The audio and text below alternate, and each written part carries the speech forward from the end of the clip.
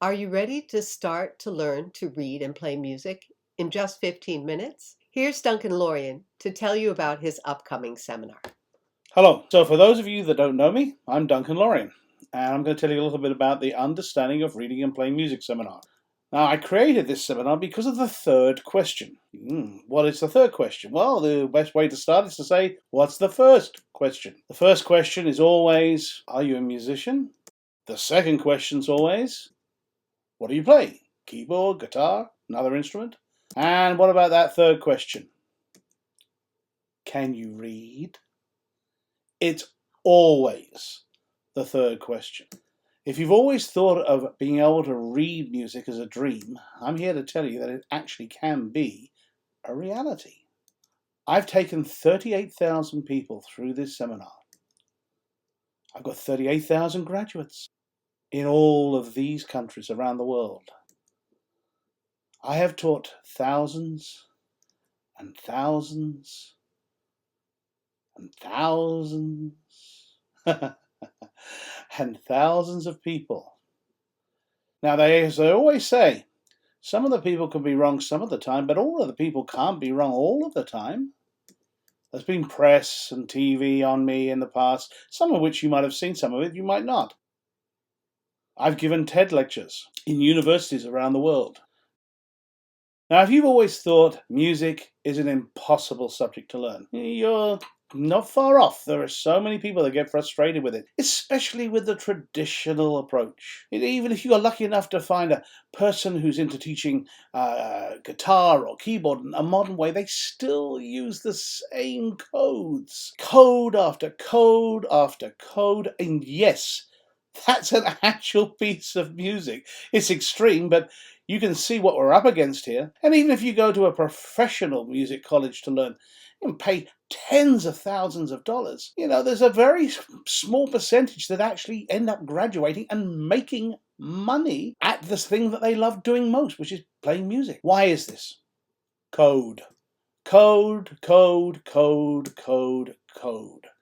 The whole subject's written in code. Now, when was this code added to the subject? And who was responsible for adding it? And most importantly, why? Why would you add code to a subject that should be so simple everyone could play it? Well, from about 800 onwards, the concept was that the only people that should be using the subject of music were the church. It was supposedly sent from God to his saints on earth. And there were rules written down about how music should be created. That meant it was not for the likes of you and me, it was only for the chosen few. So, to learn the subject, years, right? Nah, one weekend.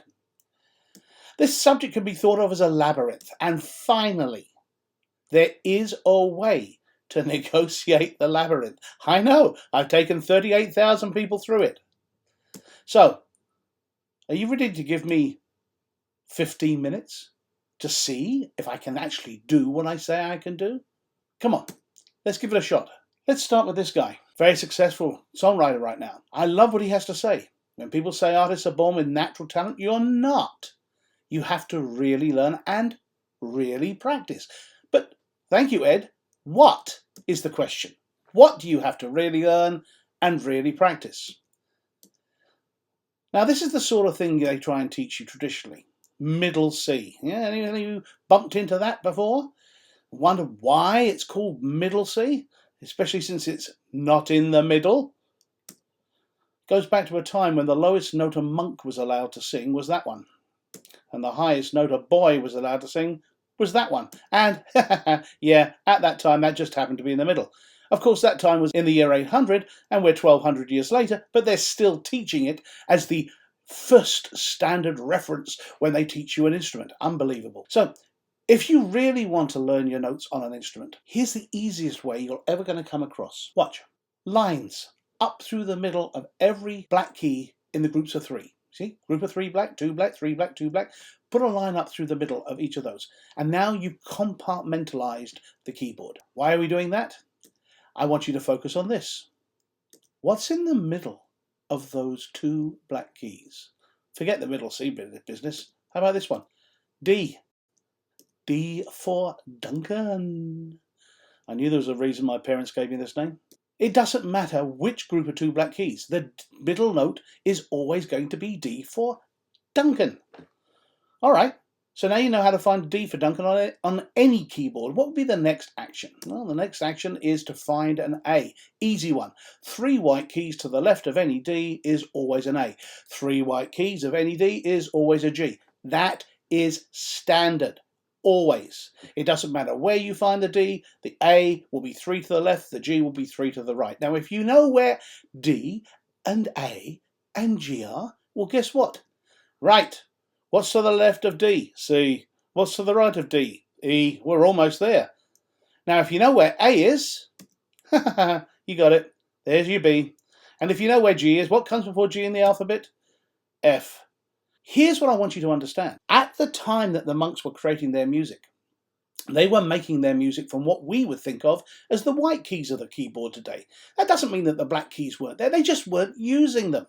And because they weren't using them, they created this code.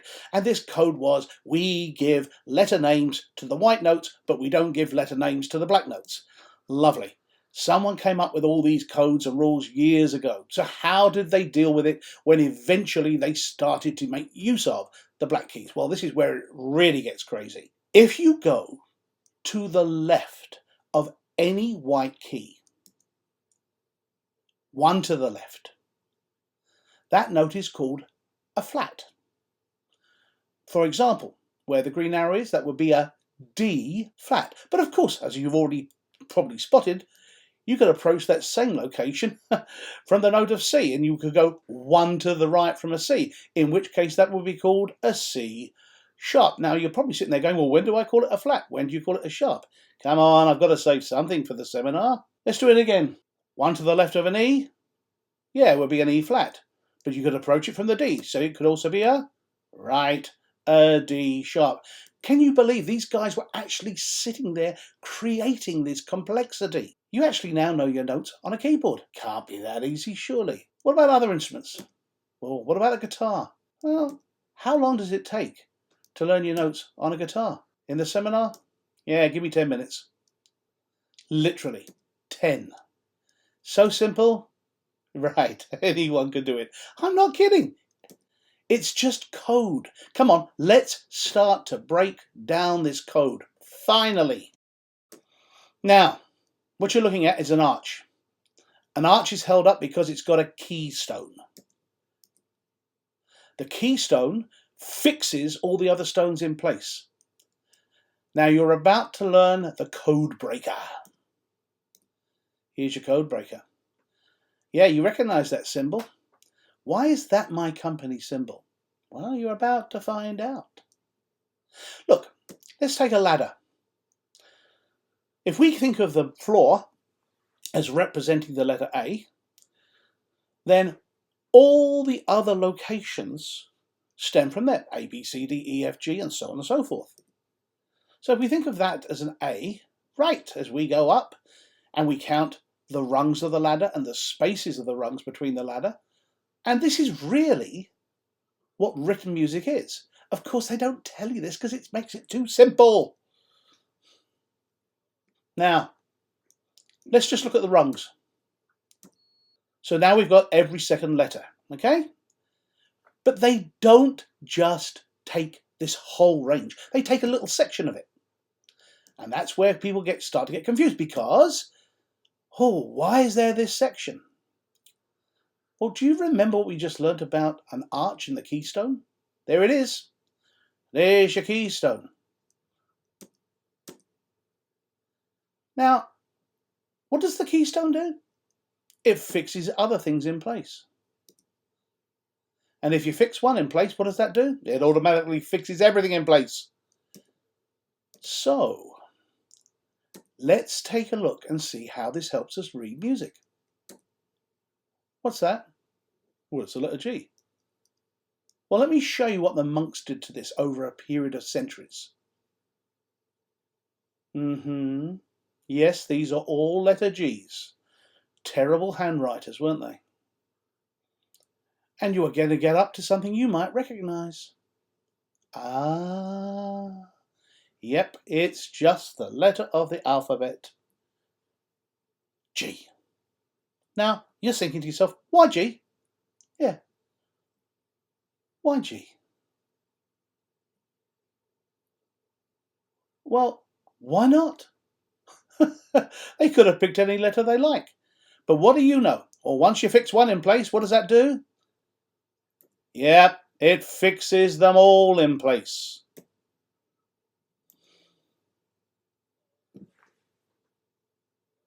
Start to see the logic here? Once you start to break the code, it all seems to start falling into place. And you go, well, why doesn't somebody just tell me that? Yeah, there's no money in making things simple, is it? And what about those sharps and flat things? Watch.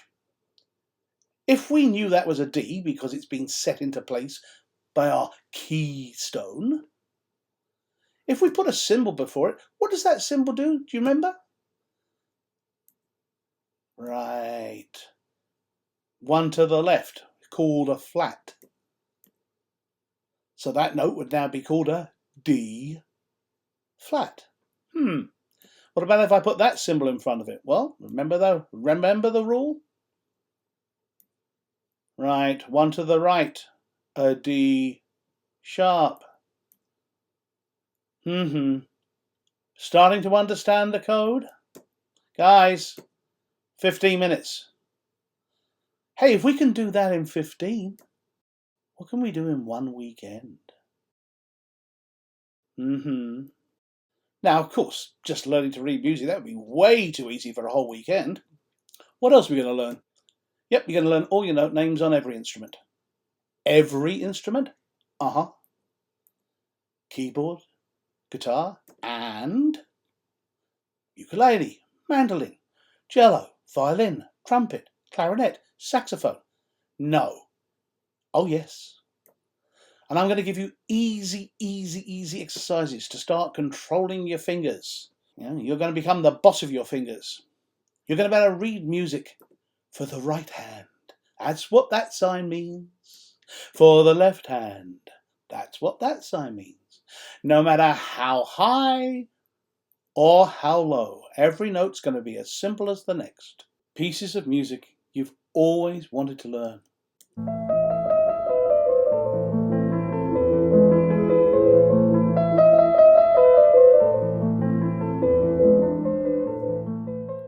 And guitar.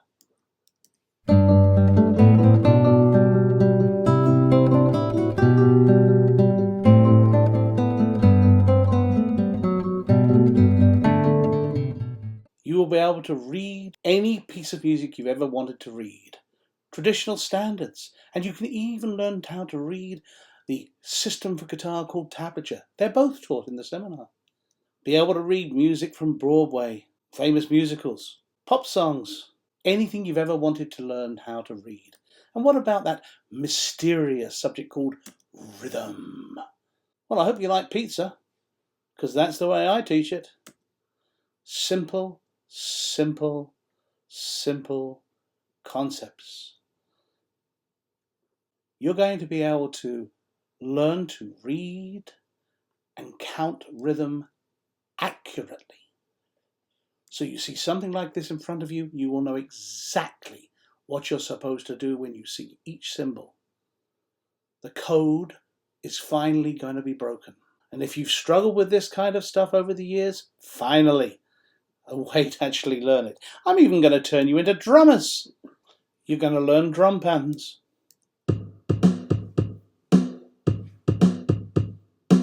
I think those monks are starting to get a little worried about this time. You're going to get materials that you're going to interact with and take home with you and fully understand. Then I'm going to give you 3.5 to 4 months worth of daily practice. I'm literally going to tell you what to do for every second of your daily 10 minutes. That's right, just 10 minutes a day. Doesn't sound too bad, does it? I'm actually going to be there with you all the way. You're going to be able to do this anywhere. Take your guitar with you on holiday. Look at it on your phone, on your tablet. Teach your kids.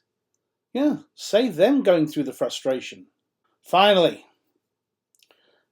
The Understanding of Reading and Playing Music seminar is coming to your house, your computer, your tablet, even your phone.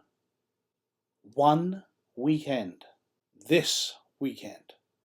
If you're interested, contact Sally. Email her, sally@understandingofmusic.com.